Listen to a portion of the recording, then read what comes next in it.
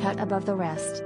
The Girls Trip actress was proud to show off her bold hairstyle while supporting her husband at the premiere.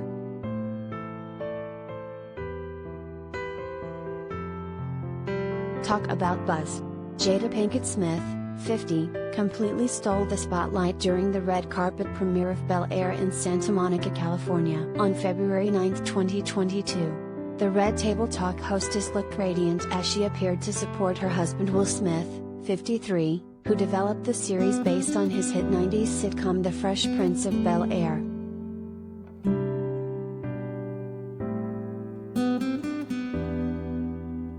Jada glowed as she tossed on a long, sunshine yellow coat over a khaki utility suit with a popped collar. Giving her look a touch of glamour, the Girls Trip star donned a pair of glittering gold boots which matched the delicate chains around her neck. She continued the sparkle with rings, bracelets, and a pair of stylish pearl earrings. Of course, the star went bold with beauty, flaunting smooth, dewy skin along with her closely shaped locks.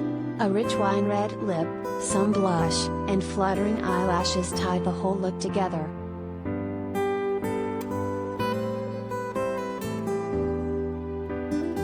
Related gallery.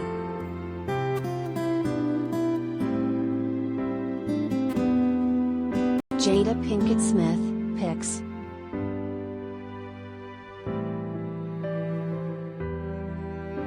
Jada was in fine company for the event, where she posed with son Jaden Smith, 23, and husband Will on the red carpet. The family was dressed to impress, with Oscar nominee Will rocking a cool red jacket and burgundy turtleneck with smart black slacks and boots. Jaden was dressed for the event, going for bold 90s colors in a pink, yellow, and blue tracksuit. Unfortunately, it looked like chic sibling Willow Smith, 21, had other plans for the evening.